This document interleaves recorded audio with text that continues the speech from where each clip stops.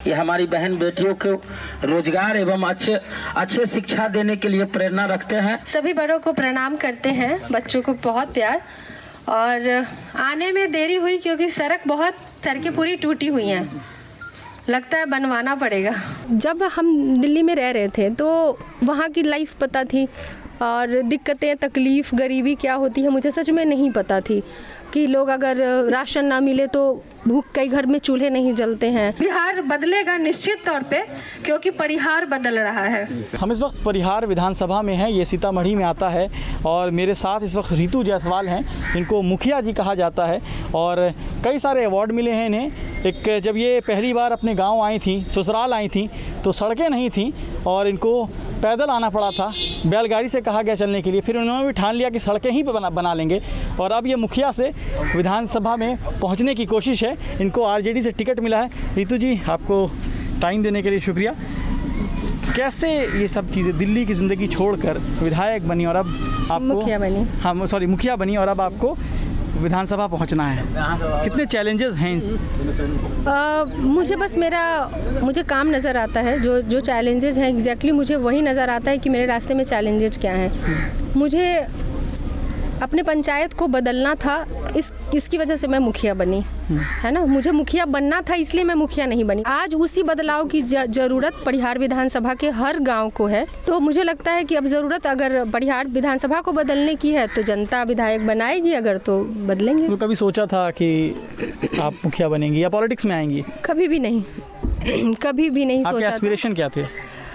मुझे बस जब हम दिल्ली में रह रहे थे तो वहाँ की लाइफ पता थी और दिक्कतें, तकलीफ़, गरीबी क्या होती है मुझे सच में नहीं पता थी कि लोग अगर राशन ना मिले तो भूख, कई घर में चूल्हे नहीं जलते हैं, या अगर मजदूरी ना मिले तो कई ऐसे घर हैं जहाँ चूल्हे नहीं जलते हैं।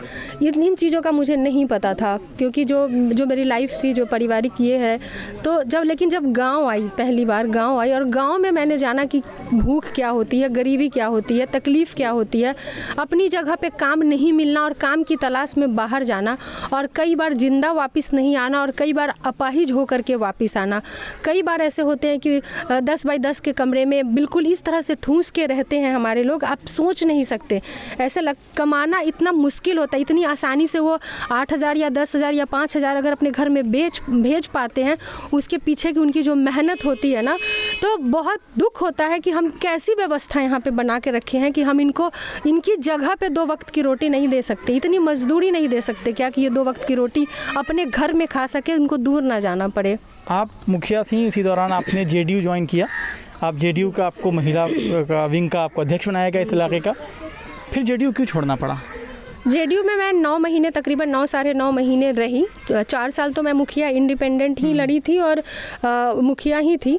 लास्ट मतलब अभी हालिया ही मैंने जेडीयू ज्वाइन किया था। कारण ये था जेडीयू को छोड़ने का कि हो सकता है वो मुझे कहीं और का टिकट, कि आप सीतामढ़ी चले जाओ और या आप रीगा चले जाओ या सुरसन चले जाओ। कई ऐसे और पार्टीज़ थे जो मुझे ऑफ़र कर रहे थे कि मैडम आपका हमारा सिंबल मिल जाएगा, हमारा छाप मिल जाएगा और आपकी छवि है, तो हमारा छाप और आपकी छवि मिल करके आप निश्चित तौर पे विधायक बन जाएंगी, तो आप परिहार को छोड़िए, आप आ जाइए, हम आपको टिकट देते हैं। तो हमने कहा कि मुझे विधायक ही नहीं बनना है, सिर्फ विधायक बनने की बात हो तो मैं चली जाऊँ, लेकिन मुझे विधायक इसलिए बनना है कि मैं अपनी इस जगह का बदलाव कर सकूं। मेरी कर्म भूमि ये है, आज जिस विधानसभा में मैं घूम रही हूँ वो मेरी कर्म भूमि है।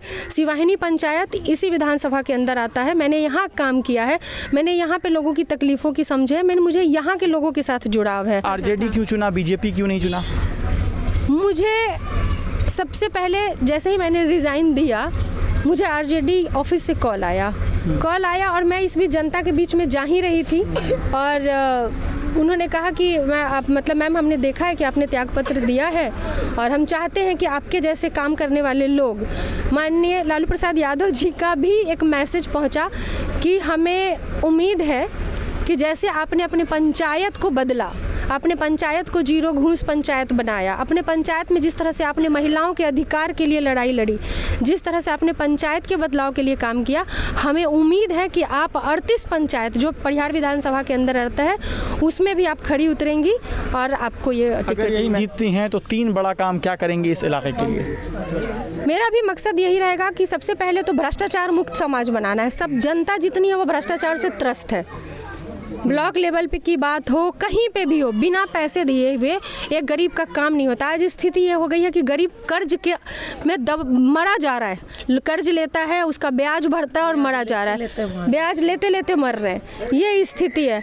उसके लिए क्या किया जा सकता है? बच्चों के बेहतर एजुकेशन के लिए क्या किया जा सकता है? जो चीज़ें हैं उसको मैं और बेहतर कैसे कर सकती हूँ? एक ईमानदार आवाज़ तो मैं बन करके आवाज़ उठा ही सकती हूँ ना। रास्ते में बहुत ज़्यादा गड्ढे थे, बहुत सड़कें ख़राब थीं, तो इसीलिए मैंने आपसे पूछा क्या मैं अब दोबारा आऊँगा यहाँ तो उम्मीद करूँ कि ये सड़कें बन चुकी होंगी। जनता पहले अपना निर्णय दे दे।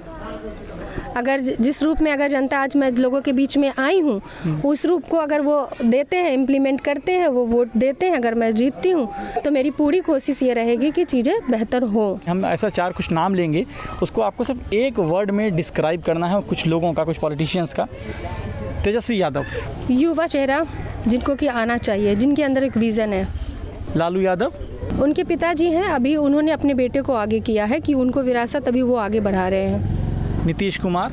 फेल्योर रहे हैं, 15 साल का रिकॉर्ड है उनका, पूरा फेल्योर की लिस्ट देखी जा सकती है। नरेंद्र मोदी। देश कर्ज में डूब गया है और इसका एहसास तक भी नहीं हो रहा है। बदलाव की हवा बह चुकी है, इस हवा को बस तूफान में बदल देना है।